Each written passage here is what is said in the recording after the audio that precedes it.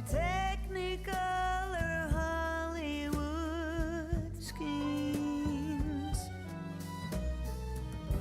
I'm more for living what must be given, and given only by you.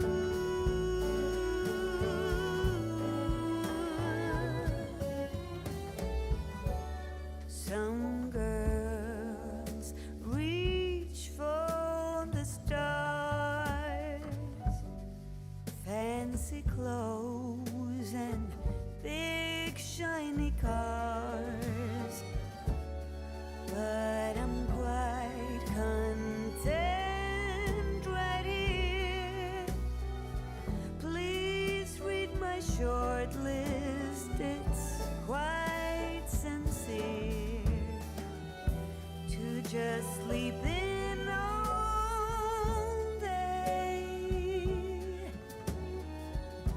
and wake up in your arms to the sound of the rain on my window drumming away. I'm keeping it short and sweet. My bucket list.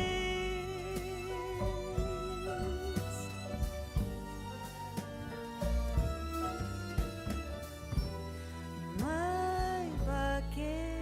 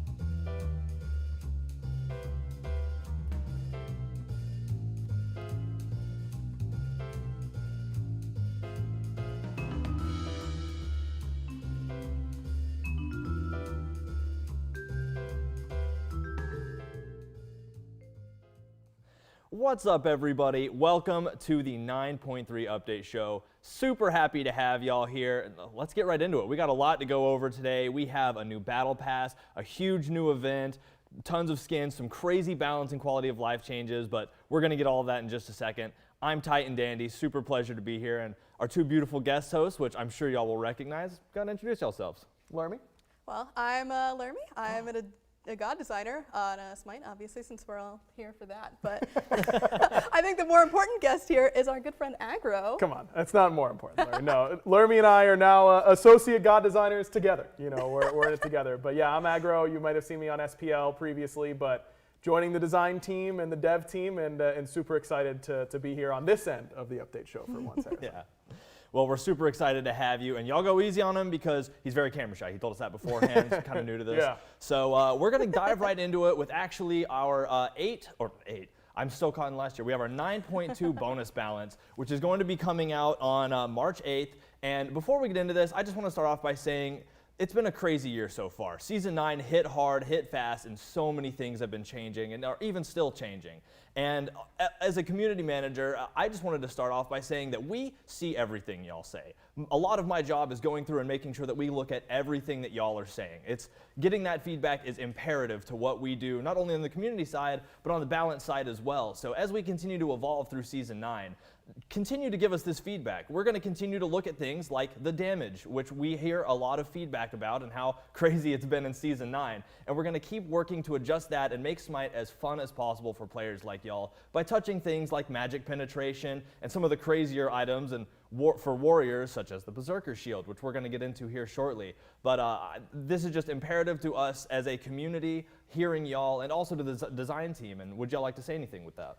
Yeah, I think that the big thing for us here is that, you know, we are hearing your feedback. I know these last few days in particular, there's been a lot of feedback about amount of damage in the game, where that damage is coming from, at what time, you know, is the damage coming online a little bit too early? And we're spending a lot of time talking about it as a design team, trying to get to the bottom of it. We've got a couple of really targeted nerfs this patch that we think are going to make a really big difference in how you feel playing the game, but we really encourage you to continue to play PTS in particular, play with some of these changes, and keep giving us this feedback because this is our top priority moving forward as a design team. Absolutely. We want to be sure that we're getting this as holistic as possible too. So please be sure to check out the notes, read on up, study on up, and again, like Aggro said, play the PTS, and we are willing, of course, to make adjustments if there's anything out of line. Don't think that this is just set in stone, like this is what 9.3 is 100% going to be. If there's something that you feel like is way too strong, please, please, please let us know. We will address it. Yep, 100%. Yeah, that's one of the most important things that, again, we just can't reiterate enough. We're driven by the community. A lot of what we do is driven by y'all. So if there's something that y'all think is crazy and needs to change to make the game better for everybody, lay it on us. We're gonna hear it. We're gonna work on making it change. We're always shifting and moving for y'all. And that's kind of reflected right here at the beginning of Balance with some of these penetration nerfs. So it looks like there's several items: Spear of Magus, Divine Ruin, Spear of Desolate. I mean, we're touching Magic Pen. Who wants to get in on that? Yeah, everyone was expecting me to come in and make mages even better, but unfortunately to my mage brethren, we have to take a little bit of an L here up front. Look, all of these pen items, we changed them recently as a whole. They've been nerfed as a whole recently. We've had a tough time finding the middle ground for them, right? They've been too weak at 10 penetration, and we put them to 15, and now they are clearly a little bit too strong. And we don't want to go back to having all these hunters in mid and all that kind of stuff, because remember, not that long ago, mages weren't being played a whole lot in the mid lane, especially at a high level. So we're trying to find this middle ground. We've decided on 12 instead of 13 to go on the err on the side of caution a little bit.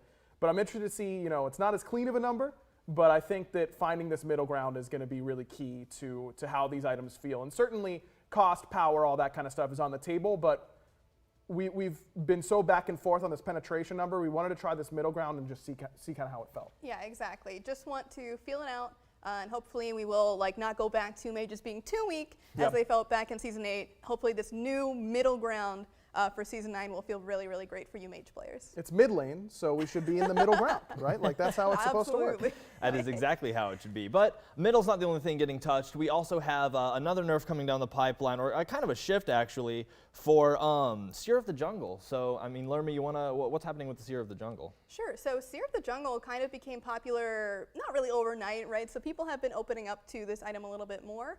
But basically, there seemed to be some kind of internal cooldown that is on it. We don't want that to be a thing. We want you guys to be able to use this really awesome ward-seeing passive as much as possible. So in order to compensate for that, we do want to take it down in terms of its power level just a little bit.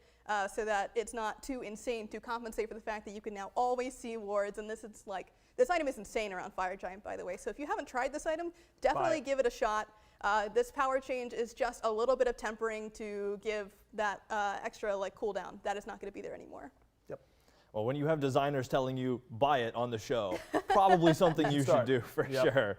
So next up, it looks like we're having a relic, and this is the last item for the bonus, but we're having a relic get touched on, and that's Belt of the Berserker is actually having a little bit of a nerf as well. So what's going on with that, Aggro? Yeah, recently we saw our SPL play-ins, which was an awesome tournament, and Belt of the Berserker was really, really dominant during that tournament, really playing around those objective plays and that kind of stuff, which we like to see. You know, we want players to be generating fights around Gold Furies and Fire Giants, but this item's just a little bit too strong whenever you initially pop it. So we're bringing down that top end.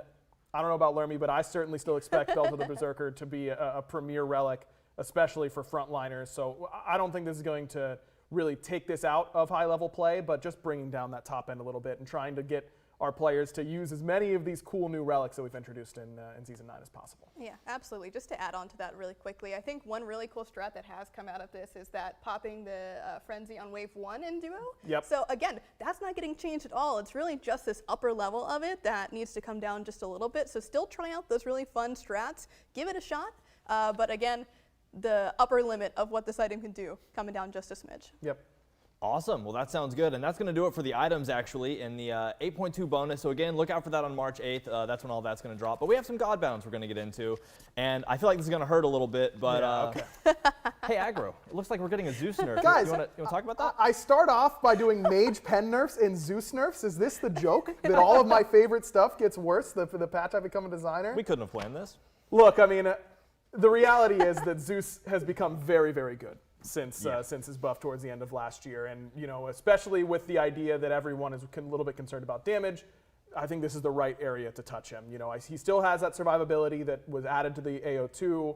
That feels really good, but just bringing down a little bit of that detonate damage, making him, look, as much of a Zeus player as I am, detonate's not exactly a hard ability to use, guys. You kind of just press 3 and they go boom.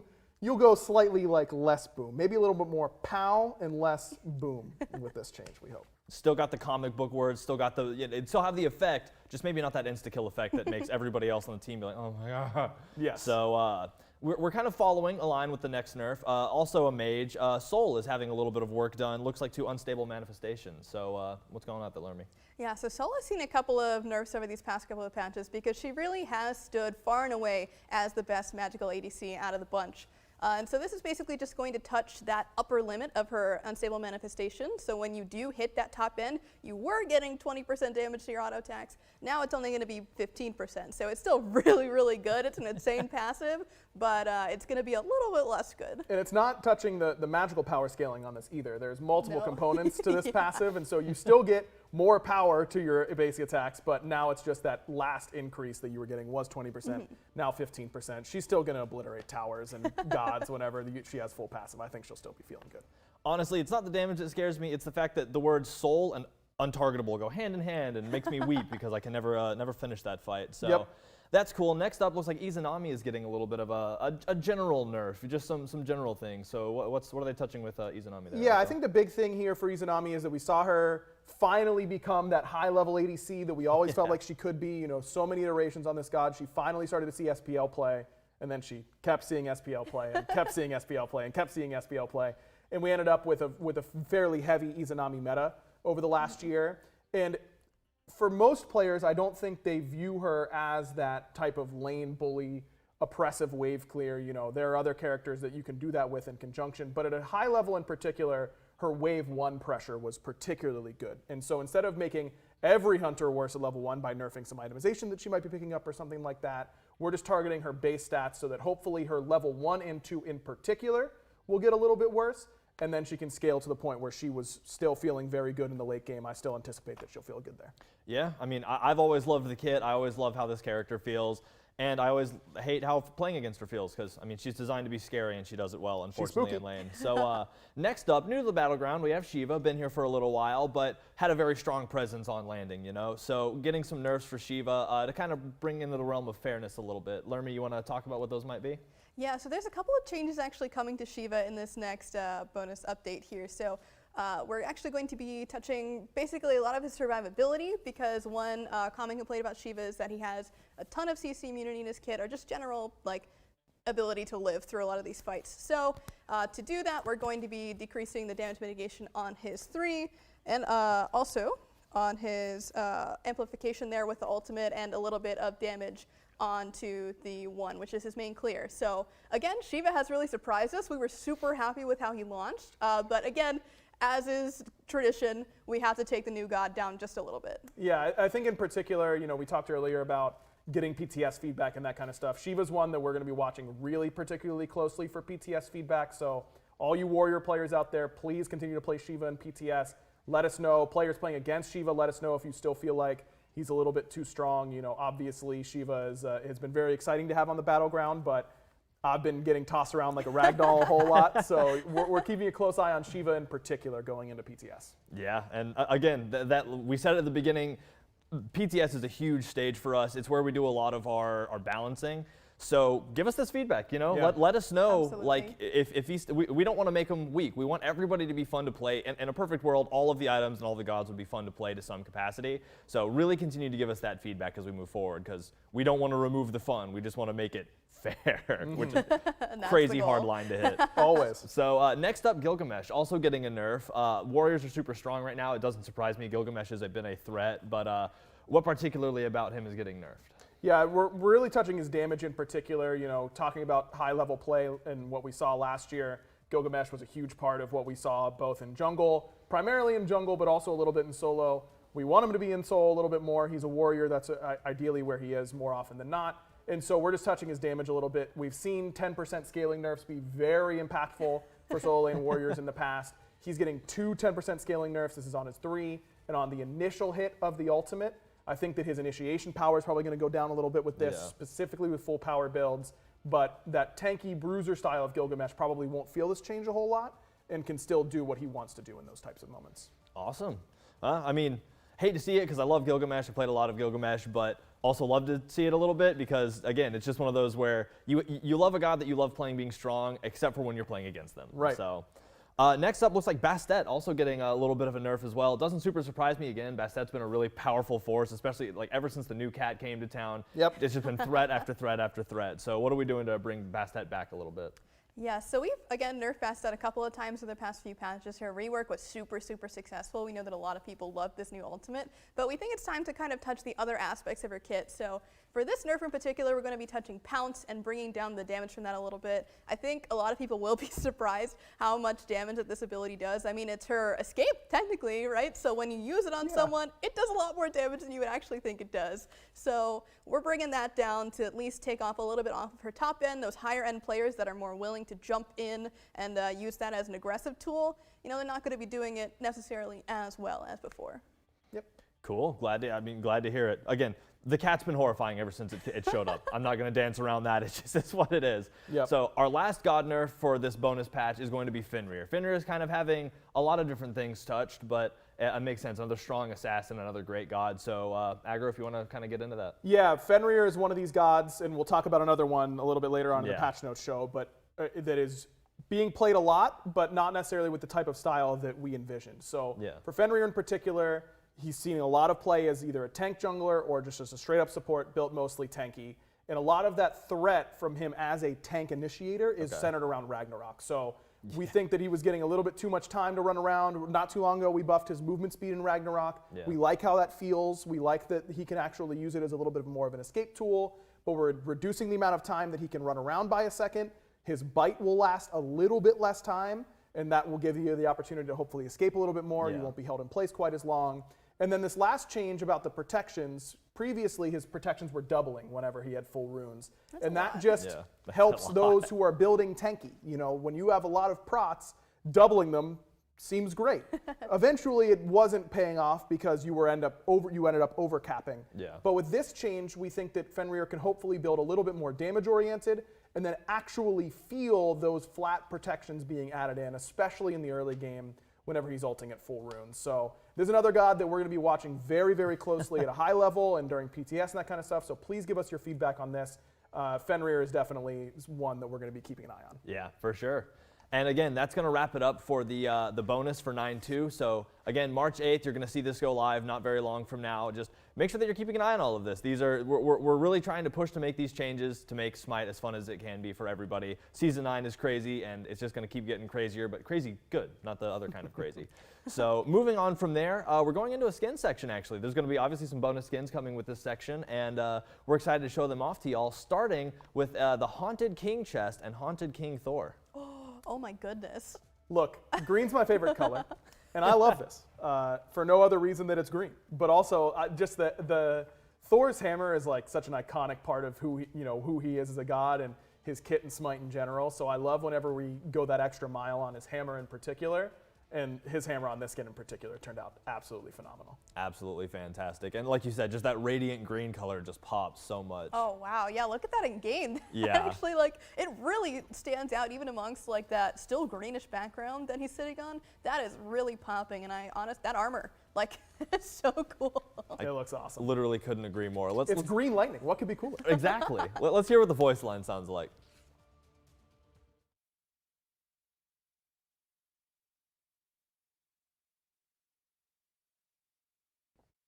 Cool. The kingdom's army must grow. I sense many souls fitting for such a noble purpose. I feel like I'm being talked down to, but I feel like it makes sense. Yeah, he's wearing a crown. Yeah, Are you wearing a crown, Harrison? No. Okay. I'm wearing a sweater, though, and I like it a lot, so. Yeah, would you rather be wearing a sweater or skull chest plate armor? Hey, you know what's cool? Skull chest plate armor. So next up, we're going to have the Kimchi chest, and the Kimchi chest is coming with Kimchi Mulan. Let's see what Mulan's got. Whoa. Oh, this skin. This That skin is is cool. sick. Yeah, I love this card art. For me, I don't know about you guys, but I determine what skin I pick a lot of times based on the card art. That's a huge part of my skin selection process. That's fair. And I don't play a whole lot of Mulan, but I can't think of another one that I'm picking over this. This card art is clean. It's giving Sentai a really big fight for me because I love that That is a skin. good skin. That is a good skin. But look at this skin. Wow. Yeah. Oh, is she part of the Cirquette gang, right? Maybe, yeah. I thought I saw the Morgan Le Fay one in the background there. No. No, not Morgan Le Fay. The Morrigan, I think. Oh, yeah. Yeah, in the Yeah. background, the headmistress. So that's awesome. I love the purple. It really pops. So let's hear the voice line. It's good to be part of something bigger than just high school. I mean, same though, honestly. Yeah, that's kind of a mood, to be Yeah, honest. that is a bit of a mood. So She should get her right arm checked out, though. That's not. That doesn't, Yeah, there's something going on there. Does that have to do with the horns too? Yeah, Well, I think it might be. Maybe where she's from, like glowing tattoos are just a normal thing for high schoolers. So Oh, okay. yeah, it's probably just a statement. So next up, we have two skins coming with the Dharmic Era event, and the first of those two is Molten Doom Kuzimbo. Oh. Yeah, this my is goodness. awesome. This I is mean, awesome. I love the little Nene Kappa. in the They're corner. Oh, that's so cute. There's He's another so one like cute. flying through the background too. Yeah, this is, Fireballs. you got the big bad mean guy, and then you've got his little minions that are a little bit less mean Whoa. looking. Oh, are those like wings too? Yeah. Wait, those are wings. Holy crap. Kuzimbo, another part of the update, he's getting Thor's ult now. He can fly. So. I look forward to that Reddit post, Harrison. You didn't hear me say that. Cut that from the. edit Right, that yeah, cut out. Yeah, let's hear the voice line. What's this? A ripe new realm eager for the taking. Fair enough. Here to conquer. Yeah, I think he'll burn through any enemies that are in his way. Burn. I get it. Larry, you aren't writing voice packs right now. You don't have to say horrible things. She's like styling on us here. Yeah. All right, so next up, and the last skin coming with the bonus, the 9.2 bonus here, is one I'm super excited about. We have Baked Perfection Awilix.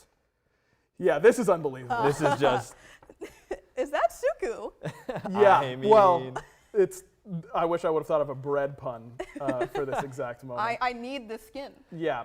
There are moments, I can say now that I've recently joined the dev team, there are moments where like I get to go on the dev client and look for the new skins, and you just like stop at one and you're like, I can't believe this is happening. This skin did it for me. Like, Yeah. as soon as I was looking at skins for this patch. Just absolutely unbelievable that we did this in a great way. I mean, Suku yeah. is baked to perfection. Baked to Perfection. You need to stop. How much longer is Lermy on this couch? Oh my god. All right, let's hear the voice line. Loaf Cat and I are so happy to be able to bake something yummy for you all. It's Loaf Cat. I'm not going to spoil it, but there is one voice line on this skin that made me legitimately laugh out loud while I was playing it. You LOL'd? No, I laughed out loud, Harrison. I'm saying it like a normal human. Sorry. No, it's all right. I didn't mean to call you out like that. No, it legitimately, like, I started laughing in the middle of the game. I can't wait for people to use this skin. Awesome. Well, again, y'all can look out for this with 9.2 bonus. I'm going to say it again, dropping March 8th. Keep your eye out for that. Not super far away. We're right on the horizon of that. So, and again, those two skins are part of the Dharmic Era event. Super excited for them. I think it's going to be great. Loaf Cat, I don't know. It's really good. Next time we'll be better prepared with more puns. But Zeus nerf, mage nerfs, and these jokes. That's the trifecta that I've been greeted with. Welcome to the update show. Yeah. What is this? Thought you might have been more prepared, but happy. Okay, good. Anyway, next up we have community news, and there's some good community news. First up, Safebreaker Kali coming to Prime Gaming, so look out for that. This skin is going to be claimable on March 3rd. So if you have Prime Gaming, go ahead and hop over and claim that for yourselves. 4 arms means 2 guns, slingshot, swords, all kinds of things. So many of safes to be broken. And past that, we have some cool SPL news on the horizon here, starting with SEC closed bracket broadcasts, which are starting March 10th, I believe, as well as SPL Season 9 LAN kickoff coming March 25th. Right, I mean, it seems like that's a ways away. We just started March 25th, but that's right around the corner. It's going to be here before you know it. So make sure you're getting ready for that. Make sure you're stockpiling your favorite snacks and buying blankets to, sit in one spot for all hours of SPL because, duh. And then we also wanted to let y'all know that the 2022 cosmetics are currently on sale in-game for your favorite teams. So if you're wanting to rep your team, hop in there, grab those cosmetics while they're on sale, and rep your favorite team. We're getting ready for an amazing Season 9, because that's just what we do. Every season's going to be bigger and better than the one before, and with an amazing Season 8 having just left us, I think I'm ready for Season 9 to come in and be triumphant. I mean, just imagine how smart everyone who bought the Atlantis Leviathan's in-game cosmetic at the beginning of the year felt after they won. Oh, yeah. That could be you. That could be you just bought the right team's cosmetic now, before the season even started. Exactly. If you can pick the right one right now, then when SPL passes, if your team is the one that won, you can be like, hey, remember in March when I bought that thing, the discounted? So easy for you. Yeah. And the best way to do it, by the way, is you just buy all of them and say you only got one. Yeah, exactly. That's true. Just don't tell your friends. Don't do it on stream. They don't have to know. No one has to know. You'll be like, well, I totally called it like 8 months ago, and they'll be like, no way, and you'll be like, yeah. Check it out. I got the avatar or whatever it is. Yeah, exactly. You might even want to bet that way, so yeah. Be prepared. So and that does it for community news actually. So that's super exciting. And next up, we have we're getting into 9.3. We're getting into some quality of life changes that are coming up. And I mean, we are always striving for amazing quality of life changes. We're always striving to make the game feel better in whatever way we can. Again, that's part of community feedback too. Y'all tell us, hey, this could feel better. And a lot of times we're like, we're going to figure that out for y'all because we love you. And some of the stuff that's coming up here is incredible. I am excited to share some of these quality of life changes, starting off with a little bit of an environmental art change. So Lermy, I hear you're kind of a go-to for a lot of these. You want to lay down what this means? Yeah, so for a while now, the background in the home screen has been this really nice celestial kind of plane where the characters that go through the rotator are just kind of hanging out. But now we've updated it to be this really sick vista where you can stare out into this cloudy background of Olympus. I mean, just look at it. Like, that is insane. That is an incredible update that our art team has done, and especially on the UI side as well. Like, it just looks so good. Awesome. And I hear that there's also some changes to the lobby screens when you're waiting to get into a game for both Order and Chaos. Is that correct? Yes. So now on both Order and Chaos, you'll be seeing whichever side of the map that you're on, and that will be, representative of how that map looks in game. And if you're seeing a little friend up there on the top right, yeah, he's hanging out here too. That's amazing. I absolutely love that. And again, that'll be for both the main home screen background and both the Order and Chaos God Select screens. So they're just super exciting, super cool. Love that refresh, love that new feel. But that's not all. We have more. And next up is we're doing a little bit of changing to the relic navigation because, you know, we added all those new relics with the tier 3s and all. It's just crazy. And, you know, we're still testing and figuring out how we can best navigate through this stuff. So how's that changing? Yeah, we've just heard player feedback that, you know, the menus aren't reacting the way that you would expect when trying to purchase these tier 3 relic upgrades. So this is our first type of iteration on it. Like Dandy said, we're still looking for feedback on this. We want to hear your feedback on if this is what you're looking for. If you want something a little bit different, please let us know. But this is kind of our first pass at trying to improve how to buy these relics. Yeah, and I mean, again, like with everything, we want to make the system as clean as we can, and we're going to continue to work to make it that way with y'all's feedback. Y'all are the people who play the game all the time. So when y'all are like, hey, maybe pass back by this, we're like, okay, we're passing back by it, don't worry, gotcha. Yep. So the next thing is one of the things I think I'm a little more excited about personally, and we're doing some quality changes to the custom game modes and what y'all can do with custom games. And Lermy, do you want to lay out what those are? Yes, so basically for a very long time, custom games have been kind of your basic way to play games with your friends, set up in-houses, set up scrims, but now we're improving it a lot more. There's going to be a ton of new features added to it. And this is really just our first pass. We want to keep adding to the system as we go along. But initially, we're going to be giving you guys a lot of extra tools, things like cooldown reduction, infinite mana, new ways to pick and ban. And we've also got a new system called templates, which will allow you to basically set up your game in a click if it falls under any of the specific like common custom games. So think like your scrims, your match of the days, anything of that nature. Those are all going to be available as templates. So all you have to do is click it, add your password, whatever it might be, and you're good to go. Yeah, and this is just something that we are incredibly excited about getting out to people. For those content creators out there, or just for those people that want to get on and, you know, you have 10 friends that you're going to hop in and play with and you just want to mess around on the battleground, now you can do that better. You know, you can get in and you can set up like, all right, it's going to be all Kuzimbo, conquest map, super, like no cooldowns basically, and we're just going to push each other around all game. Whatever you want. We wanted to give people the power to create a little more and express what their game mode desires are, and we're going to have a lot of fun with this as we continue, but we're excited to give y'all that power, and we think it's going to be a lot of fun.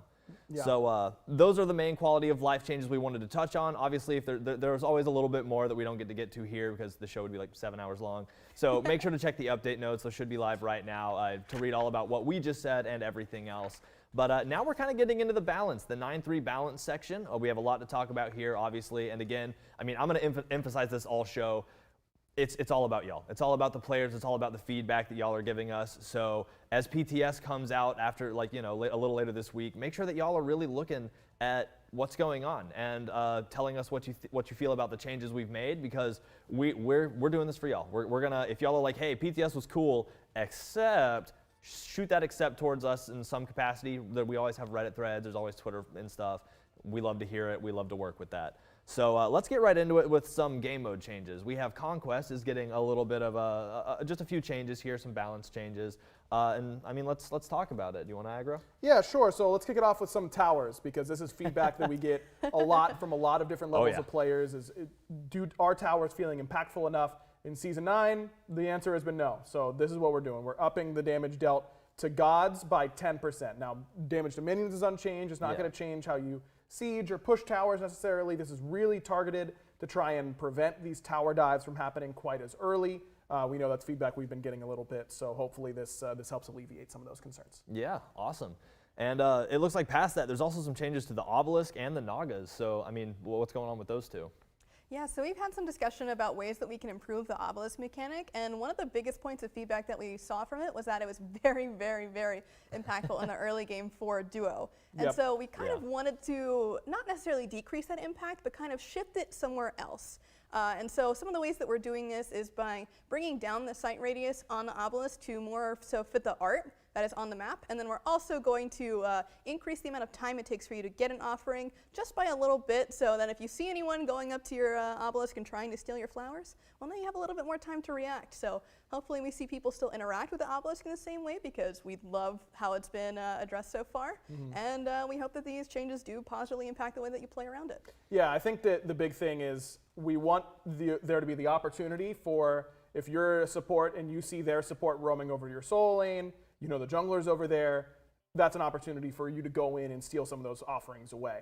But we don't want it to be as easy as, I'm in the area, I'm going to walk up and can't really get punished for it. So we want it to be more of a strategic decision to go in and steal away some of those offerings rather than just being able to do it whenever you so choose. And then as Lermy said, when it came to the Nagas in particular, we saw that the dual lane meta has been, it's been very focused on that side of the map.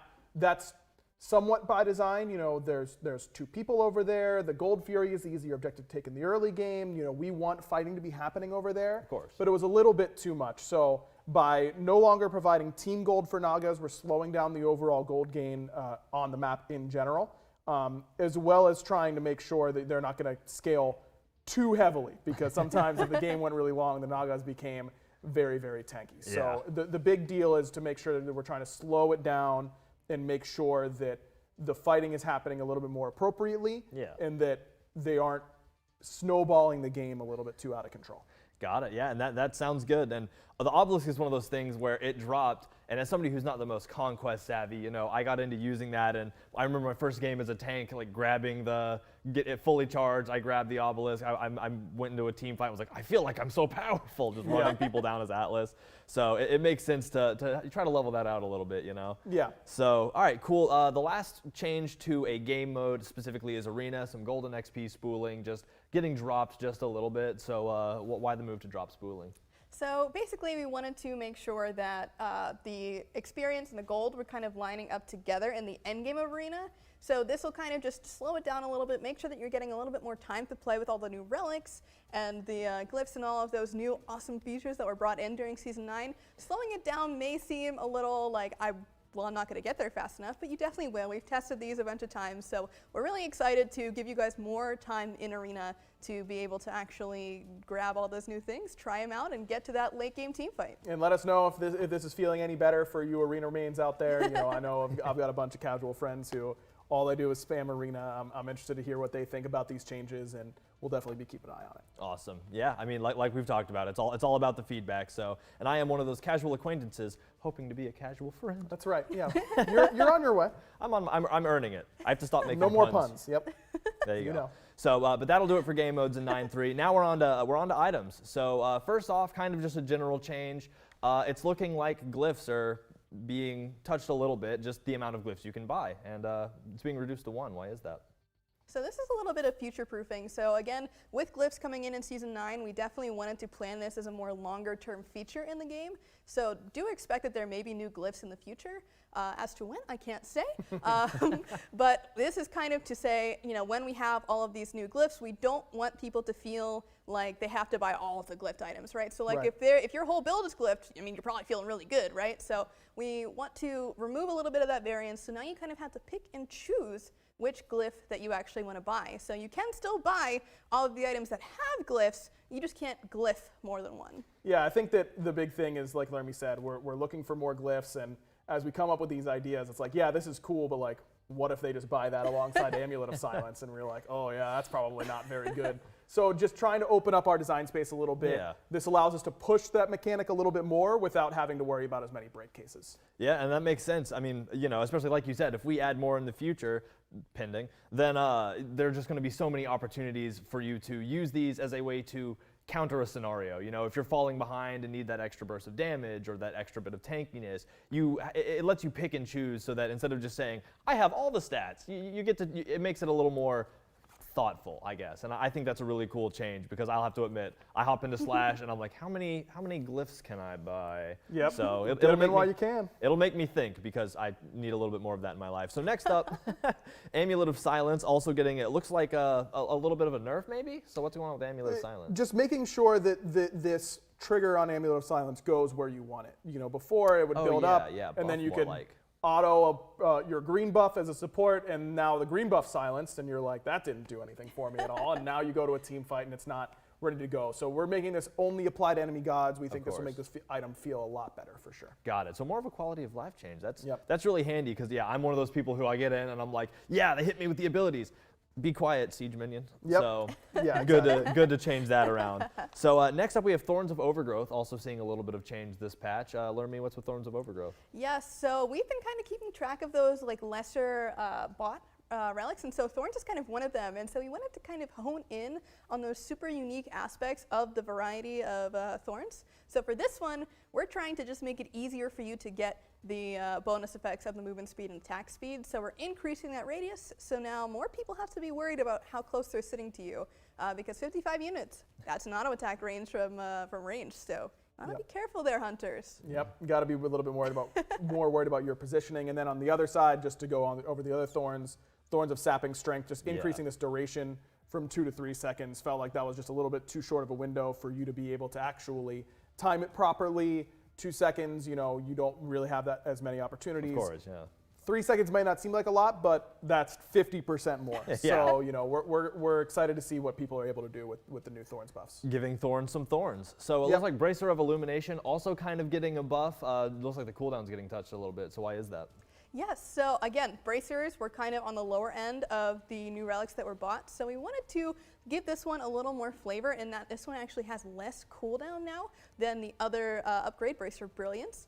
And so we actually also increased the range of the patrol that the little sprite does. So this will actually cover even more ground than it did before.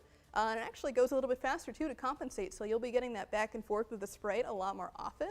And it's just going to feel really good if you want to cover like the space in front of Gold Fury, in front of Fire Giant. There's lots of really awesome places, and we've kind of yet to see people really work with this active as much as we want to. So hopefully people start experimenting with it, especially because that cooldown's gone down. That's a really, really low cooldown relic. So give it a shot. Show us your best places to put it.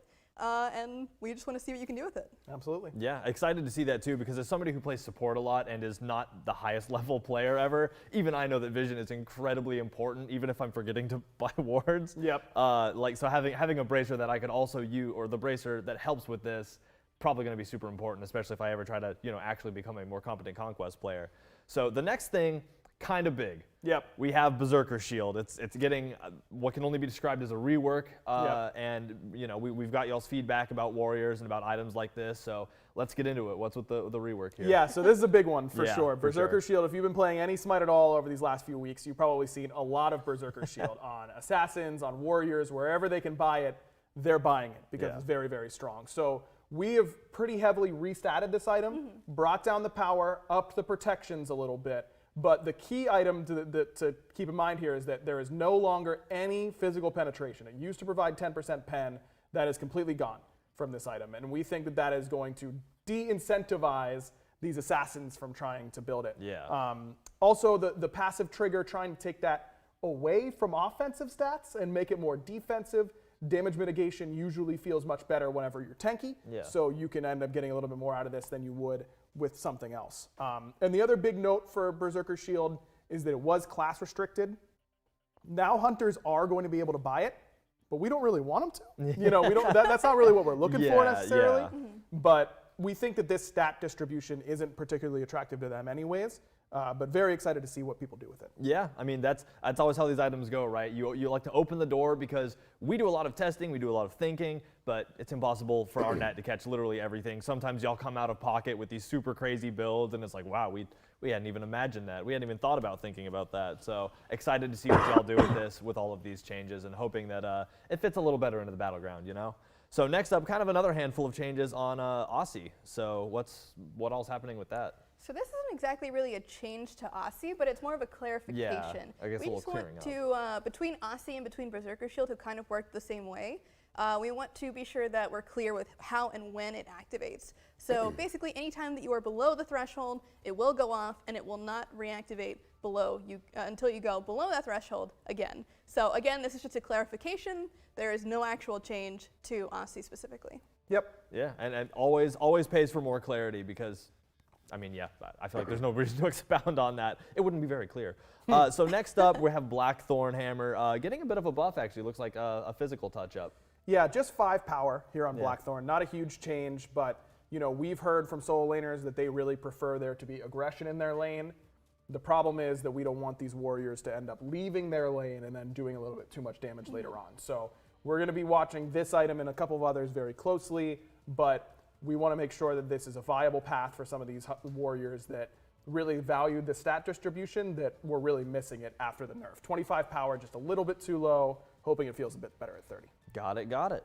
Well, on the whole shield thing, we talked about Berserker Shield. Let's give Spike Shield a little talking to. It's getting a buff kind of across the stat line.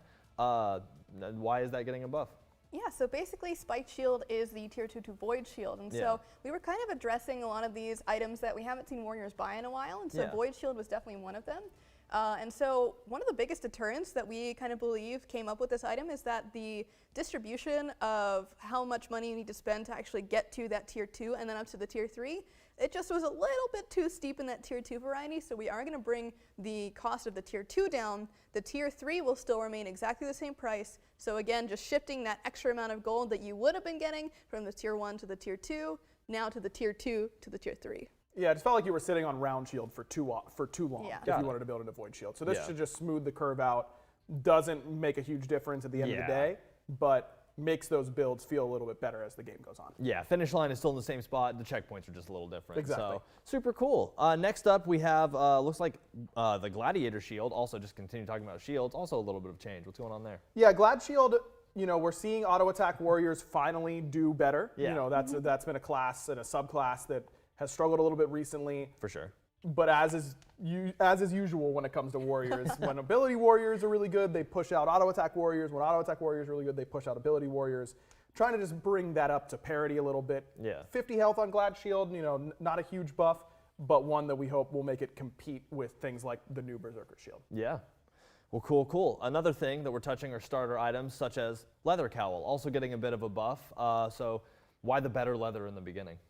Yeah, so right now we're kind of in an in-between meta between Gilded Arrow and Death Toll. We haven't seen Leather Cowl in a bit. We did nerf it a lot, so we didn't really want to give it more of those unique traits that it has, but we thought it wasn't really competing in the power department for hunters. So we wanted to give it 20 power to give it its own kind of niche as being like the really high power starter item. So this will kind of give it its own like place to kind of sit in the meta. So hopefully we're seeing a little bit more balance between these 3 starter items for hunters. Yeah, always good to try to keep those starter items in line. So it looks like it's one of the upgrades is also getting a little bit of a touch up. So is that just to continue this trend of maybe seeing it a little more prevalently?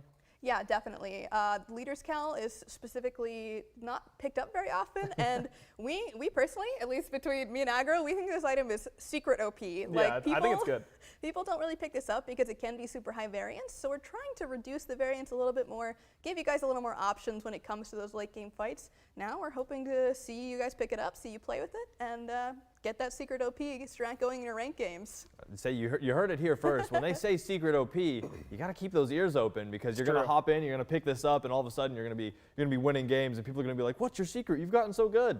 Watch the patch notes. You heard the secrets. That's right. So next up, Kinsai is getting a buff as well. Just looks like a little cost decrease, right? Yeah, I think that overall, you know, we're paying pretty close attention to hunters. Yeah. We hear that you know, it's a pretty vocal community in general. We hear where they feel in relation to their ability to kill tanks versus killing squishies and all that kind of stuff. And we think that overall, chin size is not exactly where we want to see it in its purchase rate. Just bringing it down a little bit, you know, hunter builds are generally fairly cheap. Chin size at 2,700 was one of their more expensive items. Trying to bring that a little bit closer, trying to accelerate them to that point where they can feel strong up against those frontliners in particular. Yeah, cool. I mean, I'm not a very ferocious hunter player, let's say, but yeah, I mean, it always helps to have a little bit of an open door, you know? Yep. So Jotun's Ferocity, one of our glyphs, also getting a little bit of a touch up. Looks like the cooldown is being edited a little bit, right? Yeah, so this item is actually pretty good, but the problem is that it's got very high variance again. You have to keep fighting with the individual that you mark to get this glyph stacked up and giving you more extra damage against them. So we felt like those high variance situations where you weren't actually getting that attack back and forth very much, that was happening a little bit too often. So we wanted to increase the frequency that this effect was actually happening so that you could see those better situations a little more often. Cool, which is good because every time I've picked that up, I'm in much the same boat. I'm like, all right, I just picked a fight. I kind of got to not pick a fight for a while. And you play it cautiously, so being able to get in and war a little more, I like. Katana also seeing a little bit of a buff, kind of a simple item here, just a cost decrease. Why the cost decrease? Yeah, there's a couple of Katana notes here, I would say. Yeah, we can just burn through them. Yeah, exactly. So Katana, the base tier 1 is going from 650 to 600. Yeah. And we've just seen Mace really dominate the starter options for junglers because building into that flat pen early is so strong. Yeah. But we wanted to incentivize the junglers that might want to go into a Katana early, a little bit more auto attack focused ones, to feel a little bit better about their build path. Yeah. So Katana's getting a slight cost decrease, so is Thousandfold Blade, the tier 2. Both of those are going down by 50 gold each. And then we see a lot of Serrated Edge. We didn't think that really needed a cost decrease alongside these. Yeah. And Golden Blade as well, already the cheapest tier 3 item in the game. Didn't want to lower that anymore. Yeah. So that brought us a Stone Cutting Sword and Hasten Katana. Both of those are inheriting this 50 gold decrease. So if you're building into one of those two katanas, you're going to feel 50 gold less the whole time. Yeah. If you're building into something like Serrated Edge, you're going to end up still needing the same amount of gold overall. It'll just be a little bit quicker to get to your tier 1 and tier 2. Yeah, and again, it's that whole, like, the finish line feels very similar, but it's the checkpoints along the way, you know, changing up when you can get to those tier 2 items and such, just to see how it feels, to see if it feels any better, because that's the whole goal, to make it feel better. Yep. So, and past all of those, so that was a lot of sword talk. Let's move on to a crown. Jade Emperor's crown. Looks like it's getting a buff as well, to a couple stats, really. Yes, so we did kind of a soft rework to this item a little bit ago, and so we wanted to just kind of give it a little bit more love, because we know that this rework did seem to get a positive reaction. You guys liked the way that we kind of adjusted this to be a little bit more percent focused rather than flat focused. So we want to make it just a bit better, give you a little bit more incentive to buy it, add a little smidgen of health, 5% more power debuff. Love to see that. We'll be picking up this item quite a lot, I think. Yep. Awesome. Well, there's one more item left in this balance before we're on to the gods, and it looks like Oni Hunter's Garb, maybe getting just a little bit of a health touch-up? Yeah, going from 100 to 200, I mean, the Kasari tree is designed to be high protection, low HP. That's kind of been the trade-off with some very powerful passives. But 100 health just felt like not enough incentive to go for an item that has an incredible passive whenever you're team fighting. But you know, if you're in a solo lane situation and you're buying Onis, spending that much gold to only get 100 health doesn't make you feel particularly tanky. So hopefully Onis will start to feel a little bit better after this change. Awesome. Well, again, that does it for the items for 9.3, but we still have a whole handful of god things to talk about, and I think we're going to get into it right now, starting with Hebo. It's a Hebo buff. Why is Hebo getting more buff? Oh man, this one is spicy. This one is so Spicy, sick, you spicy. guys. Yes. So when Hebo uses Water Spout, he's typically in the self-root animation, so he does so. What does he do? I didn't hear the noise real quick. I don't think the mic we picked need that that up. to know. He spleeshes, basically. No, there was a different noise. That's fine. We'll get it later. Yeah. Anyway, so he will no longer be standing still while this is happening. So you can now move around, use your spleesh a little bit more, and keep on going on your Hopewell way. Yeah, no more red lights for Hebo. It's all greens He's for him zooming. from here on out. Could you say it was more liquid movement? It's more fluid. There you go. It's more You fluid both, for you sure. both. Speaking of fluids, we have Poseidon also getting a Very buff. nice. Thank you, I worked on that. Trident and Release the Kraken both getting a little bit of a buff, so what's going on there? Yeah, Poseidon is one of these gods that we're seeing be pretty popular and do pretty well overall, but Kraken. still feels like we get a lot of feedback about his mana costs in particular. You know, this is a god that has seen a ton of mana adjustments over the years, particularly to Whirlpool and the 1. So now we're trying to match that up a little bit with the 2 and the 4, just making it so that you aren't as incentivized. You don't need to build these MP5 items quite as early, so you can actually play your laning phase without having to buy something like a Mana Chalice a lot of times. Awesome. Well, I mean, I'm a fan of throwing Kraken, so fair enough. Lots of different Kraken skins to see, and so sometimes just so little time to get to them. So the next buff I am super excited about. Me too. My boy, the Baron, getting a little bit of a buff. Looks like his ult is getting a little bit of a touch up. Let's get into it. I love Baron. Yeah, so Life at the Party, if you guys remember, this is such an incredibly cool ability in terms of the visuals, in terms of the gameplay. So we want to just make it a little bit better feeling for the Baron who's actually using it. So we're decreasing that self-slow that you get when you're activating the ability. It's going from 60 to 40. That is a pretty huge decrease. So you'll definitely feel that if you give him a try, but also that tick damage that you're getting when you're pulling everyone in, that's going to be doing a little bit more. So it's going from 6% to 8% scaling. And that's a lot of ticks, so that's going to be doing a significant bit more damage if you're building power. Yeah, especially if you're doing the real high-level strats of pulling them in, then turning away so you don't end your ultimate, and then turning back to them, pulling them in again, you know, trying to get that maximum duration out of the ultimate. I think this will add up pretty quickly. I'm excited to see Baron. Damage Baron in mid, I think, is already really underrated. I think this god is pretty good in that type of role. Yeah. With these changes, I expect to see him be very good. I totally agree. I mean, you're gonna for people who have played Baron for years too. I feel like you're gonna feel like a race car driver when you hop on that ult. In comparison, yeah, you will. That's 20%. That's incredible. You'll be so zooming. excited to see that. Next up, Thor getting a bit of a buff. Looks like Anvil of Dawn is getting little touch up as well. So what's going on there? Yeah, many, many moons ago, we made some changes to this ultimate, and if you remember back then, if you were anywhere near the target that got dunked, you were getting a lot of damage from this chain lightning, and so there were a lot of iterations on bringing down that damage, and it got to a point with other changes to the kit and the way the map is played and things like that we feel like that chain lightning damage that should be a very exciting moment in a team fight for a Thor isn't really finding that same type of oomph. So we're trying to bring a little bit of lightning damage back. And remember, this is only after you land with your ultimate.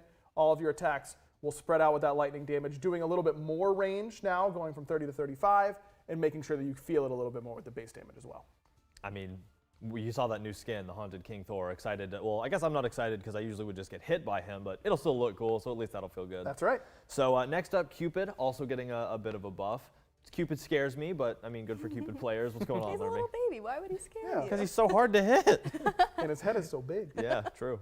Big Well, brain. Cupid's main clear heart bomb is getting just a little bit of a buff. He's getting 5% scaling on the ability, which counts for 10% in total if you count the explosion as well. So hopefully this brings up the little guy's clear just a little bit, you know. He needs it. Just a little bit. Just a little bit. Well, cool. Another hunter. It's hard to talk when you're making me laugh. Another hunter in the pipeline, Jing Wei. Love this character. Love all the escape. It's fun.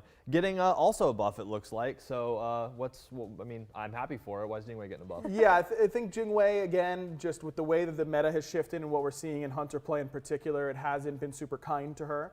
And so we're trying to give her a little bit more offensive power. With Jing Wei in particular, we're always very wary of her survivability and her escapes, because that's typically when she's been very strong. But we want to up her offensive capabilities a little bit, just adding a little bit more explosiveness to those explosive bolts, just 10% more scaling on them. A little more boom. Yeah, Cool. exactly. Nothing wrong with a little more boom. So next up, I would say his name, Jablanque. I'm cursed. I can't say that one right ever. Poison Dart's getting a little bit of a touch up as well. So learn me why more poison. So Xbalanque is another hunter that kind of has had his time in the past where he's been insane, right? So before, we've kind of tried to focus a little bit more on the bolus, but this time we want to give his poison darts a little something special. So we're going to be taking 2 seconds off the top of that cooldown. So in the early game, you feel like you can play a little bit more freely with the darts in the lane. And if you're able to get that full wave attack, that's feeling pretty good for you. Yeah, especially back in the day, you used to max poison darts first. Yeah. After a lot of changes, and I think players learning where you can get your value, the vast majority of high-level X-Ball players are leveling their 1 over their 2, and so it's leaving this very long cooldown until very late in the game. Trying to make that feel a little bit better through the mid-game until you get the opportunity to start putting points in your poison darts, I think will make them feel better. True. It's funny. You can play this game forever, learn all this stuff about these different gods, but if you're me who started playing super early, you still have this urge to pause at the end of his ult every time. You're like, I better not get stunned. To this day. It's been gone forever, but to this day. So next up, Ymir getting a buff. Frost Breath getting just a little frostier aggro. I guess, you know, it's summertime's coming along. He's been cooling his breath down a little more. Yeah, something along those lines. Yes-anding your bit, I suppose. Look, I think that for Ymir in particular, you know, 16 seconds base all the time on that Frost Breath felt very, very long. Yeah. This is a character who, speaking about point allocation and that kind of stuff, Ymir fights for your skill allocation more than like any other god. There are instances where maxing your wall is best and maxing your 2 is best. There weren't as many applications to max your freeze first. It did go up in duration, but because it didn't go down in cooldown, it felt like it was falling behind a little bit. I'm really excited to see what high-level players in particular do with this change, because you know, you'll tune into an SPL support, they'll be level 11, they'll have 3 points in their wall, 4 points in their 2, 2 points in their freeze. You know, there's a lot of things that you can do with this god, and I think that a change like this only serves to up a little bit of skill expression with him. Yeah, it'll be super interesting to see. I mean, like you said, what kind of changes come from something like this. Yep. So next up, Zing getting a buff as well. Sky Cutting Axe. Why is his axe getting more Sky Cutty? So this is his leap, and so we wanted to give you a little bit more incentive to use this aggressively. So little known fact, when you use Sky Cutting Axe to go on people, you get protections. And like a lot of them. Yeah, it's a lot of protections. We're making it even more now. More of them. So yes, we want you to use that leap in, get in there, use the Whirlwind or Rage of Steel right after, and you'll be super buff when you're spinning around in a circle, grabbing as many people as you can. This is a very professional show. We're all professionals here. So Yeah, why do you need to say that?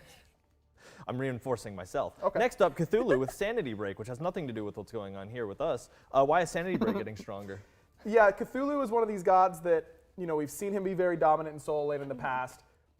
That was when the meta was a little bit more stand and watch each other clear, and we're trying to up the aggression in that lane overall over these last few patches.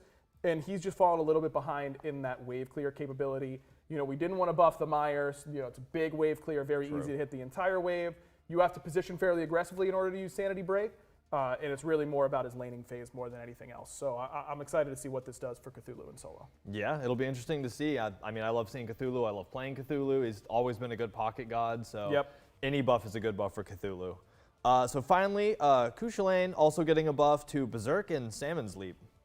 Yeah, so Cuchulainn used to be the pinnacle of the Bluestone meta, right? Last year we had a little bit of that between him and King Arthur, but now that Bluestone is kind of back a little bit. We do see a little bit more of it now with those Warriors Axe nerfs from the past few patches. We still haven't seen Cuchulainn though. Where's Cuchulainn? Well, now we might start seeing him again because he's getting that little bit extra on the health shield that he gets when he transforms, and we're decreasing that cooldown on his third ability between the leap or the dash in both stances. That's going down from 16 to 15. So again, just going to have a little bit more flexibility when you're using those movement abilities, and a little bit healthier when you transform. All good changes, and one day I'll learn the names, but I have to also be smart enough to remember what I had for breakfast, which is reaching for me sometimes. So there's one last god we're talking about, and this is a big one. This is something kind of new. This is Showtime, huh? Yeah, something we're testing out. This is called the aggro talk section. So Serket getting what we are calling a rebalance. Yes. Get into it. So one of the big things that I've been doing since joining the design team has been working on these rebalances, like we're calling them. And it's taking these gods that have been problematic for us, specifically at a high level, and trying to bring them a little bit more in line. So these numbers are going to seem very scary right up front. But trust me when I say I've got a spreadsheet that did the math, all that kind of stuff. The homework is there. The entire goal for Serket is to take her out of these support roles and tanky junglers. We want her to be an assassin in the true sense of the word, building full damage, building some crit if you want, and trying to assassinate your targets and not just being this tanky initiator. So before, for Catalyst in particular, her passive, this is one of the bigger changes, it used to just be flat max HP. You would just take away a percentage of max HP if you had 2 poisons and a bigger percentage if you had 3 poisons. There was no scaling whatsoever. Now we're adding physical power scaling, and a lot of it in order to make sure that it feels good to still be using this on full power builds. The goal for all of these changes is that Serkets that build no power or 1 to 1.5 power items, like those hybrid builds, feel significantly worse. That is the design goal for those types of builds to feel worse. But the full damage assassin crit builds to feel the same or better than they were before. That's what all these changes are for. So Catalyst is a big one. You're going to be able to really chunk down people if you have a lot of power with this Catalyst passive. Deathbane, losing a very slight bit of base damage, particularly on the back end of it. We don't want to mess with her jungle clear early because we view that as one of her strengths. So we're making sure that that's really focused on the base damage, giving a little bit more scaling in order to compensate for that. And the same can be said for Cobra's Kiss and Ambush. Both those abilities are losing base damage, gaining scaling. And ideally, if you're building damage, you will either feel the same that you did before or better, but it is intended that Tank Serket will feel worse after these changes. And a really big one as well for Ambush is that we're decreasing that leap range from 65 to 55. 65 was one of the longest leaps in the game. She already has a 50 unit dash. It's very, very hard to kill this character. I think everyone who's played against Serket knows that. We want to make sure that she is feeling a little bit more punishable in those opportunities where she doesn't pick her spots really correctly. And I think that using that ambush stealth is going to be important with this type of change. And then finally, Last Breath. In talking to high-level players in particular, a big deal with Last Breath was that they felt like they couldn't use it in late-game scenarios because they'd latch onto a squishy, and the other one would kill them instantly because you know exactly where she's going to be. So now she's going to get a little bit of damage mitigation whenever she is, only when she is CC immune on top of a target. It will not last any longer than that. And also doing the exact same type of shift that we did with every single one of her other abilities. Reducing base damage, increasing scaling, incentivizing you to build it as an assassin-style god. You know, this is the first of a couple of gods we're going to be trying to do things like this with. I'm very interested to hear your feedback. This has been a big task for me, so I'm excited for you guys to all get your hands on it. I really want to see those Serket players playing that full in and out assassin style, using that mobility as an aggressive tool instead of a more defensive tool. and we're going to be paying very close attention to this on PTS and once it hits live and all that kind of stuff. So this is a really big one. We hope you guys enjoy it. You know, this is kind of in that same vein of the feedback that we've been talking about recently. Of course, yeah. You know, base damage and building tanky and the tanky characters doing a little bit too much. This is version 1 of trying to pull that back in a little bit. So very excited to hear the feedback on this. Awesome. Well, and yeah, lots of huge changes there. We're super excited about it. And that's going to wrap it up for the gods, actually. So thank y'all, especially Lermy. Thank you so much for being here in aggro as well. Now we're going to shift into some skins, and we're super excited about that. But before we get there, again, those are a lot of changes. You can see all of that stuff on the patch notes, which are live now. The update notes are live. And we want y'all's feedback. You know, the rebalances, like we're starting with Circuit, are a mode of something we want to do to help these characters that we think need help get the help they need so that everybody loves them and they're a little easier to deal with in games. And it's y'all's feedback that are going to help us make these characters feel as good as we want them to feel, and hopefully y'all want them to feel. So as we start working on these things for different characters, please do let us know if you love it, if you hate it, what you think is great, what you think is bad, and we're going to take all of that feedback, eat it up, and hopefully produce something that everybody's happy with. So past that, let's get into skins, starting with a new birthday event coming in 9.3 that we're super excited for. And let's welcome Hi-Rez Honey on. So welcome. Hello. Glad to have you here. Good day so far, I hope? Good day. Good day. Seeing you guys. So. Exactly. Love being Absolutely. here in person, right? I know. Yes. It's crazy how little I see these people's faces outside of a screen. It's like, this is like a fever dream for me. So Mifflin said he recognized me earlier. I almost cried. I would too. So the first thing we're going to talk about is a birthday event that we're super excited for. It's SMITE birthday. We celebrate it every year. We're happy about it. And this year we have another amazing birthday event that's free to everyone. There are 15 items you can earn, 15 days worth of event. Each day you get in, participate in the event, and earn a free item. It's that easy, but the items are only going to be available the day that they are listed in the 15-day event. So if you want the item for day number 13, make sure you're logging on day number 13, but really you should be on for every day because there's a lot of amazing stuff. You can earn boosters, there's a day where you can earn gems, and you know you want to be playing on that day, but also some really awesome cosmetics from the community. For those of you who keep up with our Twitter, we posted about a fan art submission program for the birthday event, and we have decided the winners, and they get some cosmetics in game. So you're going to have 2 jump stamps, 2 avatars, and 2 global emotes. The jump stamps are by Ultraviolet Rhea and Loxinen. They made the jump stamps you're going to see. There's 2 avatars, one from Himali279 and one from Boopity Boop. I love that name. I love That's a saying good that one. name. Yep. And then 2 global emotes, one from Chesselt C and Funky Dealer, which is also a great name. So those are all super exciting. And again, all you have to do is participate in the event during the 15 days. So, I mean, hey, 15 days worth of working hard and then spending the evening, I just tried to breathe, spending the evening playing with your friends online to earn free stuff, all kinds of stuff you can get. Plus, if you play 6 or more days in a row, if you do 6 or more days from the event within that 15-day time period, you're going to get the Husky Handler Scotty skin. So let's take a look at that. It's very cool. Oh yeah, super cool. This card art, tier 1 for sure. There it is. Love it. Look at Super that. cool. Look at that puppo. That's a good husky right there. That is a good. Also the gold and black. That just like. Yep. That's powerful. Always a fan for sure. Always a fan. Oh, that's a great looking skin. Yeah, I mean, every husky owner everywhere is going to be losing their mind about it. I know, like, husky is just one of those dog breeds that if someone has a dog, they're not going to be like, yeah, I have a dog. They're like, yeah, I have a husky. Yeah. You know, they really always want to talk about them, and for good reason, because they're phenomenal dogs. And now they have an opportunity to have a husky handler in game, as well as being husky handlers in real life. True. That's what we're going to see tweets now. They're like, yeah, I'm a husky handler player. That's right. Super excited. I think it's going to be great. And again, this is a free skin that you can earn by participating in at least 6 days of that birthday event out of the 15, but really hit all of them. So next up, we have the Crimson Beast chest coming in 9.3, and this has Crimson Beast Fenrir. It's really cool. Oh my gosh. It is spooky. Cool and Look horrifying. at him. Yeah, it's really good. The white and red are just so complementary to one another. Yep, they're really good. And I'll tell you, I'm not saying anything about it in particular. All right. I'm merely stating a fact here. Okay. And that's that I play tested this skin yesterday as part of our testing process. And I did get a pentakill in arena. First-hand experience. Gotcha. I'm not saying it was because of the skin. That's not what I'm claiming. Got it. But I'm telling you what happened. yeah. And you're allowed to pull your own conclusions from that. Yeah, we're not telling y'all what to think. We're just relaying the facts here. Also, he has a lot of muscles and is scary. Let's hear the voice line.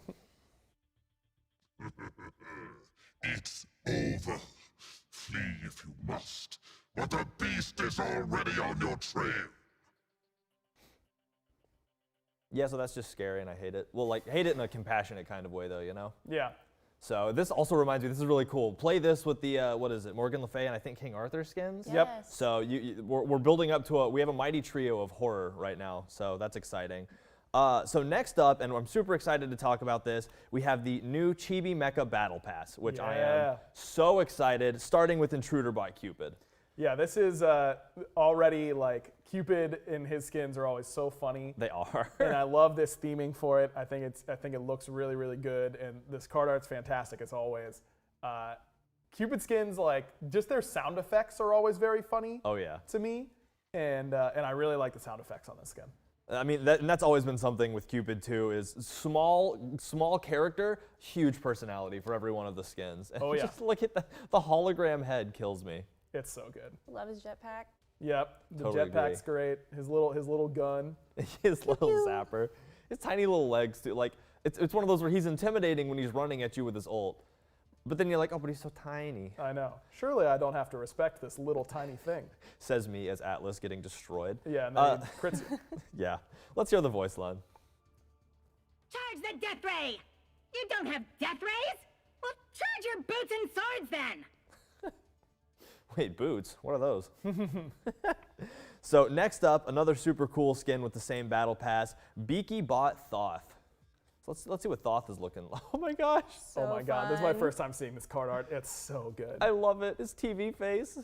This skin has so much personality. It Like, really does. because the personality on the front of his face changes as you're playing. Yeah. You've got a lot of different, like that. Look at that, so the little great. error message and that kind of stuff. This skin is so awesome. 404, that's amazing. It's so good. I love it. Yeah, I like the Chibi Mecha is such a cool. It says Thoth on his head. Such a cool combination that I don't know. Like when they first started talking about this, I was like, why haven't we done more of this? This is incredible. I know. It's just perfect. His little book, his little like metal book that Yeah. he's got there for him to cast his spells out of just looks so good. It's like the futuristic plus like retro computer look at the same time.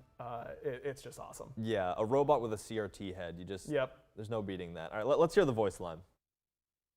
Oh boy, my first time on the front lines. I wonder if I'll be any good at this whole fighting thing.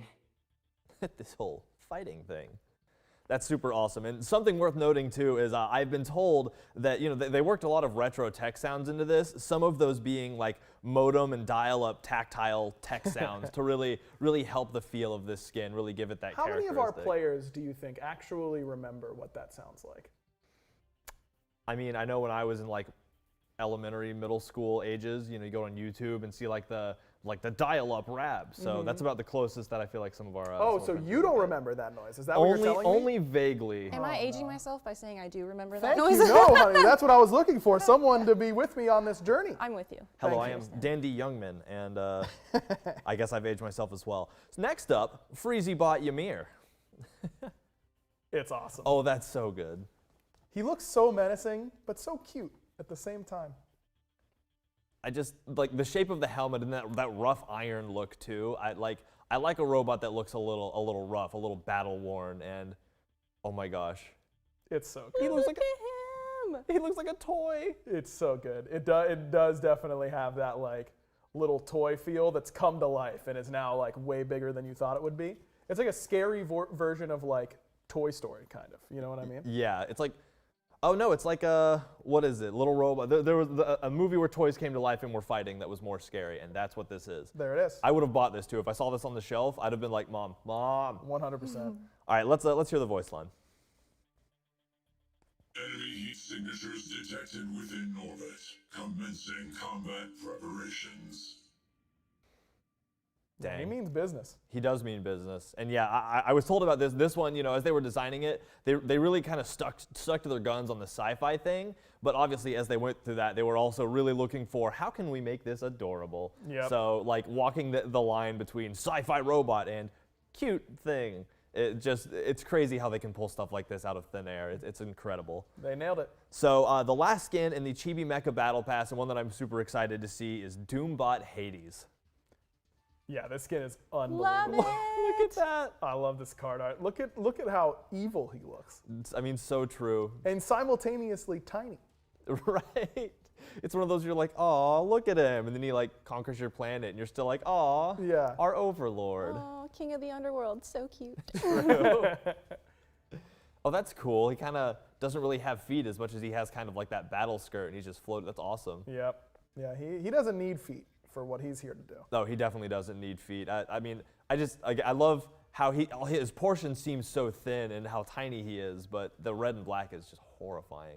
It's really cool. Yeah, I love this theming for Hades. You know, it feels powerful, but you know, alongside that theme, you know, it's a really good contrast to the blue and white of Ymir to like this red and black for this Hades skin. I think they work really well alongside each other too. Very solid theming. I couldn't agree more. Let's hear the voice line.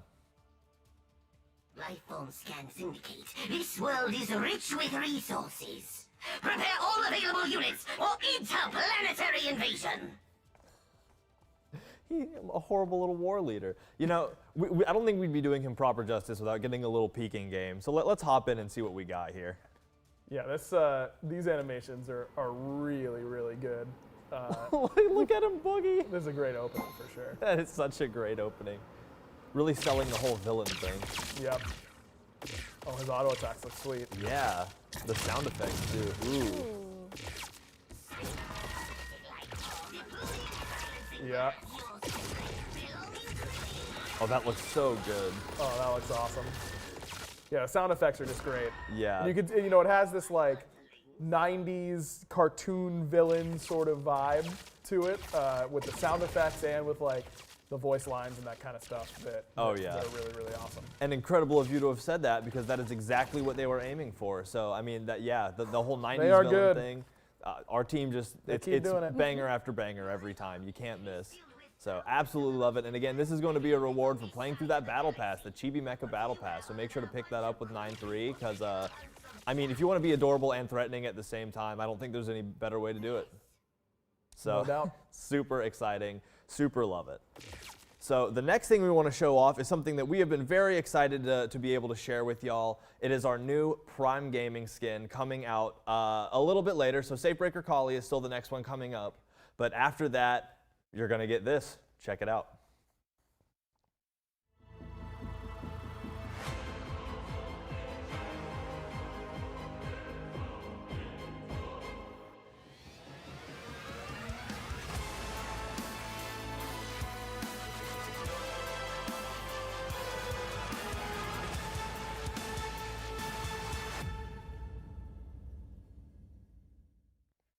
That's right, Rambo is making an appearance in SMITE. Super excited. He is coming to SMITE from the hit 2008 film Rambo. Our bow-savvy soldier is joining the battleground alongside the gods. Rambo Uller is going to be available through Prime Gaming starting April 7th, so make sure to keep your eye out for that and, you know, claim him when he comes out. And just check out this card art. It looks fantastic. So cool. Great. Imagine being able to get a skin as awesome and like what a crazy crossover is like Rambo Uller for free. I know. With your Prime Gaming. With Prime Gaming. That's crazy. I want to talk about value. Look at those muscles too. Look at that bow. Yeah. It's just so cool, man. I mean, if you're a Rambo fan, you've just got to be loving it. Yeah, sure. and again, this is, I mean, straight from Rambo 2008. The attention to detail is absolutely incredible. If you're a fan of Rambo and a fan of the movie, as a lot of us are and a lot of people internally are, you're just going to absolutely love this and the attention to detail on this skin. So let's hear the voice line. Live for nothing or die for something. Your call. Your call. I absolutely love that. That is incredible. And again, like with before, this is one of those skins where I don't think we'd be doing proper justice without giving it a look-see in game. So let's hop in and see what Rambo's looking like in game. Man, it's just so clean. It is so clean. It's looking so good. I love the new like little bow symbol there whenever you change back to it, and it just. Yeah. I got to go rewatch Rambo now to get prepared for, what is it, April 7th. Yeah, April for 7th. April 7th, yeah. Yeah. So April 6th is going to be a Rambo watch party. Oh yeah, that's exactly what I did too. I popped into the Rambo 2008 and I sat there and relived it and enjoyed every moment of it. Just to be excited for this. It's been something that it's been hard to bite my tongue on because we've wanted to share this forever and we absolutely love it. I mean, just the swiftness with the bow, how awesome this skin is. It's a great crossover that we were super excited to be able to do and super excited to share with y'all through Prime Gaming, which I'm going to say it again. We're going to nail it out on the 7th, April 7th. So something to look forward to for sure. It's a ways out, but we couldn't not share it right now, you know? Like the quicker we can share something with y'all, the better. Yeah. So again, look forward to Rambo Ulir coming in with Prime Gaming April 7th. So next up, the next thing we want to talk about is the Heavenly Light Chest. So Heavenly Light Chest has Primordial, Punisher, Anubis, and wow. This card art's incredible. Yeah, this is my favorite card art in the patch, I think. It's incredible. It's just epic. I mean, imagine being one of these people like waiting for Primordial, Punisher, Anubis. Are they into the punishment? I don't understand that part, but I don't understand why they wouldn't be there to celebrate him coming in because I mean, he look looks at like him. an absolute beast. He has that aura of equal parts, like I'm in total awe and also like afraid. Like with Punisher in the name, you can't be. But yeah, just the white and like the blue, purple, and pinkish. It's just incredible. I love it. Yeah, it just looks. I don't know, man. It's like when I look at Anubis and think about the cool skins we could make, this type of idea would literally never cross my mind, and that's why I'm not on that team because they come up with these ideas that are so crazy and so out there and just execute so well and are so cool. I mean, constantly, skin after skin. Let's hear the voice line. I am the universe, given form and purpose. With my boundless energy, I will experience all this reality has to offer. And experience it you shall. That's right. With 9.3, the update coming out. All right, cool. So next up, that's actually part of an event we have coming up. That's the Heavenly Light Chest. And that's part of the Heavenly Light event, which is coming with update 9.3. So this event is huge. This is one of our big, massive events that we release a couple times a year. It's going to span over 4 total updates. So again, very long-lasting event. Tons and tons of content, cosmetics, quests you can participate in. Again, it's lasting for 4 whole patches. So that's constant releases every patch are going to continue to make this event grow. And it's an exciting event to get into. Each event is also going to have its own, or each update as it continues throughout this event is going to have its own chest that comes with each chapter. Those chests are going to have a number of cosmetics or skins and a cosmetic bundle per chest that you can earn, and if you get all of the cosmetics from those chests, you will unlock the unlimited skin that coincides with the chapter of that event. So as this event continues to release chapters, you're going to want to make sure you're getting in there and looking into what cosmetics you really love and deciding, do I want this unlimited, which you probably will because they're all amazing, and enjoying the event along with the quests that come along with these things, because we always like to give people quests and tasks to do to, you know, enjoy the game, and it adds kind of like the mini game to the game. It's just game on gameception. We love it. And it's also going to come with a bunch of amazing skins. And we'll also, of course, like our other events, have the buy all option available right from the beginning. So if you, I mean, based off what you see today, it wouldn't surprise me if you see this and you're like, all right, I don't want to wait. I want this right now because there's a brand new T5 coming that we're going to show you later. I'm not going to spoil it yet. It is insane. It features some stuff that we've never done before, which is what we always do. T5s always raise the bar every time, and I mean, we're going to see it again here soon. And you can earn that day one with the buy all option, as well as the rest of the content for the entire event. And that's 4 patches worth of content. It's not like it's not like you buy it and you see it everything day one. You're going to be buying content that you're going to be earning for months. So if you want to do that, that will be available day one with the buy all option, which will also include the T5 skin, which I'm so antsy to show y'all. We're going to get there soon though, just a little bit of patience. So first off, we're going to show off one of the amazing skins that's going to be in this, Flare Tech Hu Yi. Yeah, this is awesome, man. I mean, this is another one of the card arts that stuck out to me from this event. Hou-Yi already has a tier 5 of his own, has a lot of really great skins out there, but Yeah. I mean, just the brightness of this skin makes it really, really hard to want to play anything else. Yeah, the orange highlights are incredible. And, you know, like, this isn't part of the Chibi Mecha Battle Pass, but it has that mecha vibe, right? Oh, yeah? Like, I could see a world where we're having Chibi Mecha versus regular Mecha because we have some really awesome mech skins in the game already. Such an exciting a line of skins, I guess. I feel like it would be hard to walk like that. I mean, this guy's got to be coordinated in order to walk on those, like, points instead of having the typical feet. Well, and he's shooting a bow and arrow at the same time. I can barely stand still to shoot a bow and arrow. Right. So, very talented. Let's hear the voice line. Man was constructed and brought into his world to bring light and hope. And Very a cool. hero. Was he built a hero, or did he become a hero? Sounds like he was built a hero to me. True. Well, I guess you'll have to play him like a hero in game. That's right. Can't put the team on your back. So next up, we have Master of Light Merlin, also part of the Heavenly Light event. So Look cool, at that. man. That is So cool. This card art's nuts too. It is. You got like the black hole in between his hands and that golden mask. Yeah. The colors are face, maybe? incredible. Yeah, the golden dragon as well. Like, he does it all. You know, Merlin's a master of the elements, as he always reminds me, and he certainly had a master there. Yeah, just speaking of gods that just constantly, skins come out and every skin that comes out, look at the colors on the cape. Sorry, I just distracted cool. myself. But like, banger after banger for these skins every time. It's just nutty. It's hard to choose which Merlin skin to play every time you lock Merlin. Yep, 100%. Man, the colors are so cool. Like the differences in the shades as you go down, it starts really bright up on top of the cape and gets nice and dark as you progress down. I can't wait for you guys to see the abilities on this skin. The abilities really take it to the next level. Oh, no doubt. Let's hear what the voice line sounds like. This land is shrouded in a horrible darkness. I will restore the light and bring justice to the people. Well, if we were going to have somebody restore the light, the Master of Light would be the one I'd go to. So That makes sense. shout out to you, Merlin. So next up, and I'm really excited about this one. I'm excited about all these. Electro Dancer Shiva. We're getting our first Shiva skin with the Heavenly Light event, and look at how awesome that is. It's so cool. That is super cool. So, I mean, as y'all know, you know, Shiva is something that we put a lot of effort and a lot of love into, and a big part of Shiva's lore is the dance aspect. You know, there's a lot of that going around. So we wanted to add a modern interpretation to that, I think, and it's just, I mean, look at how cool that is.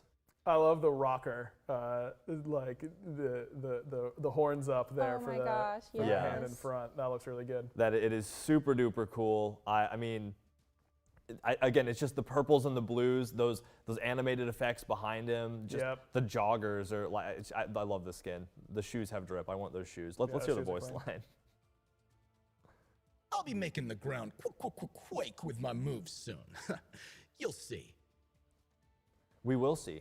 Super excited to see. And yeah, again, first skin, super excited to see it here. I just realized the staff is like spinning. That's incredible. Like inside Oh, that's the cool. I spirit didn't notice tip. that, yeah. So super excited to see that, part of the Heavenly Light event. Next up, this is one that I have been on the edge of my seat to share with people. It blows my mind.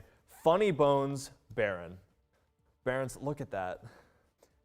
Baron is already the character that I think has maybe the most personality in the whole game. Just like his base form is so full of life, so animated. So animated, yes. And so we animated him. I think it's perfect. I see what you did. Look at that. Oh my gosh. It's unreal. It is, I just can't believe, it looks so good. Like the shading, the soft edges, every part of it. And again, you could have probably changed almost none of the base animations and it would have looked amazing as is because of how, like you said, animated Baron is. But obviously that's not what happened. A ton of work went into making this feel very alive, very cartoony. They pulled out all the stops and it's just incredible. Let's hear the voice line. Say, what kind of mischief is there to be had today? Love it. So cool. So expressive. Of course, I'm a huge Baron fan. I think this is incredible. Let's take it in game. Let's see what this looks like in game. Oh, we get to see it in game? Yeah. Nice. I was hoping Look so. at him. It's so good, man. It is so good. Even in like that kind of like that soft orange light of the battleground, just really makes the like soft edges pop. Yeah, definitely. Like how bendy his legs look is incredible. The colors. Oh, that one effect is so cool.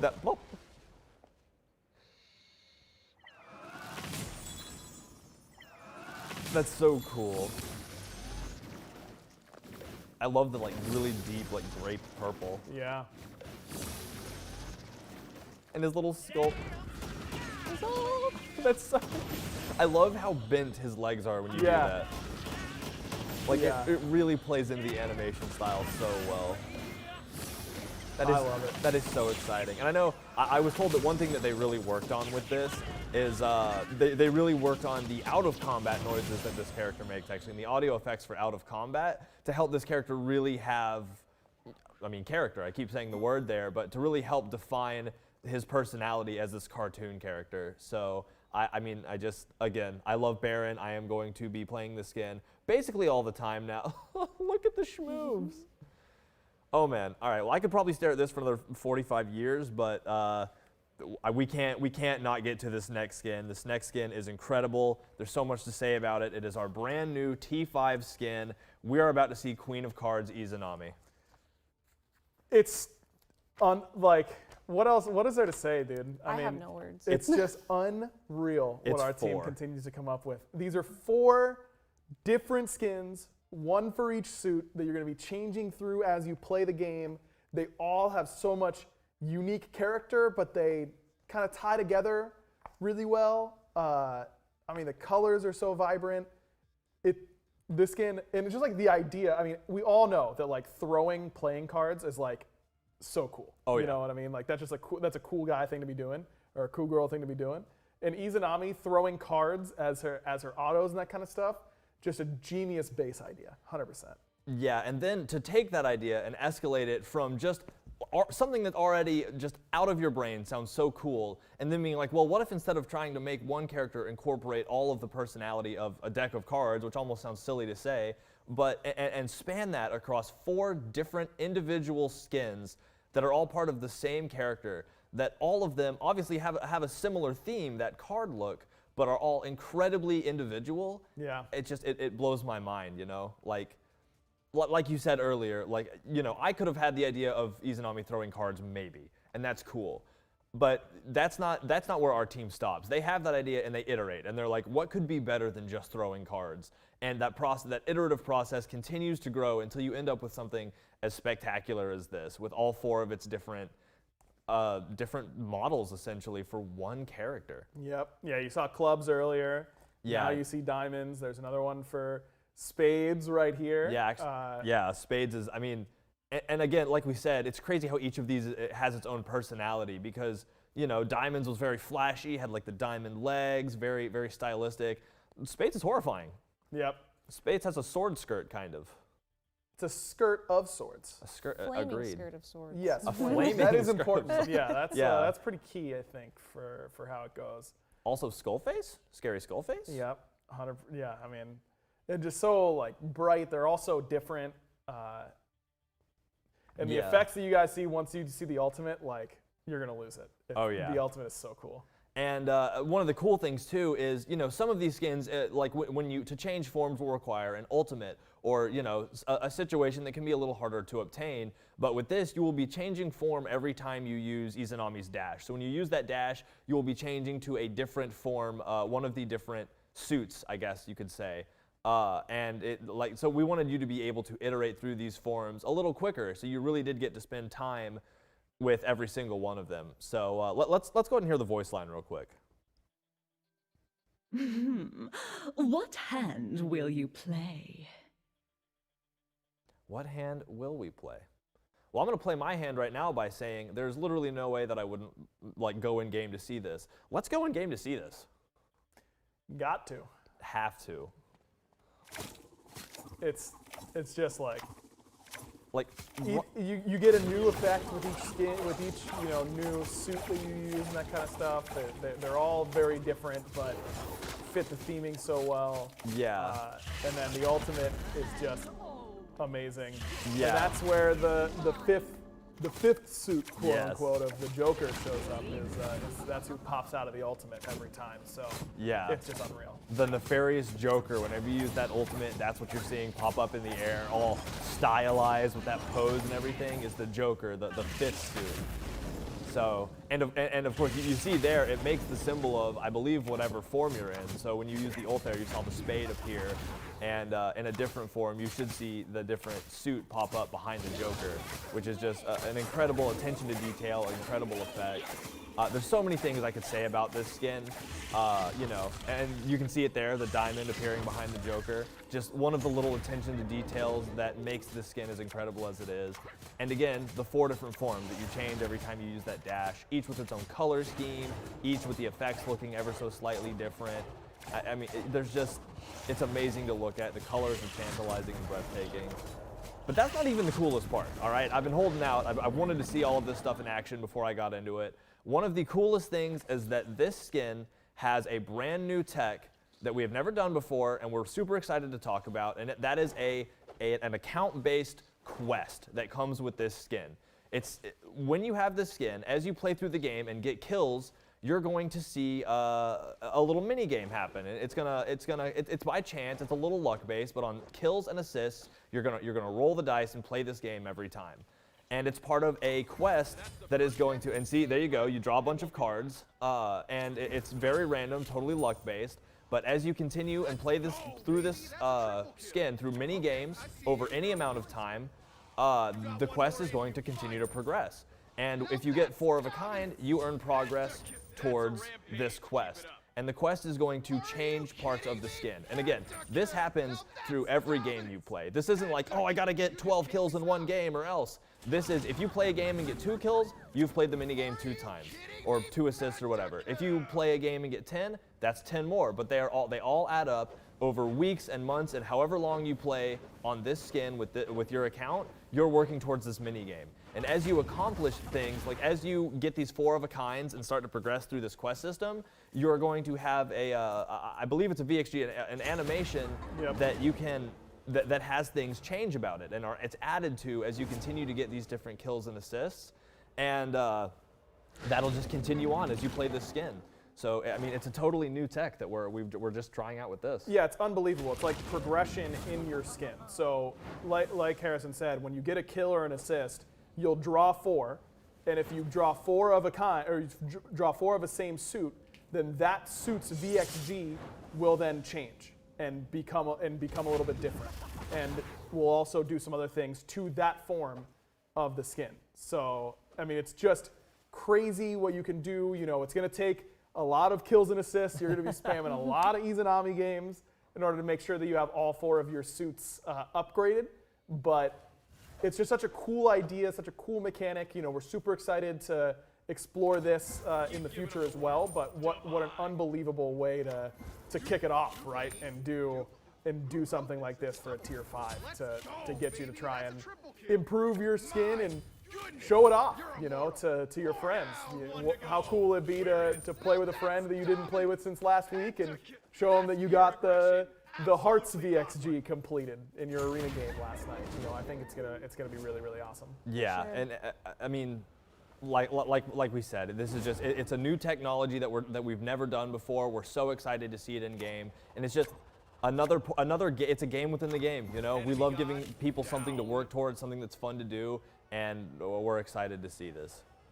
So, and just how amazing this skin is. And again, you can get this with buy all right off the rip. If you're in love with this skin, if you want to start working on that mini game right away, then yeah, if you buy all for the new event, then you'll be able to get it right away, instantly. And I mean, I think it's well worth it because, like, not only is this beautiful, not only did the team spend a ton of time working cross-team with each other very collaboratively to make sure that every different suit had a very individual personality in their movements and abilities, but you also get that that little mini game with this skin that allows you to work towards progress across every game you play until you're like not playing Izanami anymore, which will probably be never because of how amazing this is. Yeah. So that is our brand new T5 with a Heavenly Light event. We are super excited to have shown that to y'all today.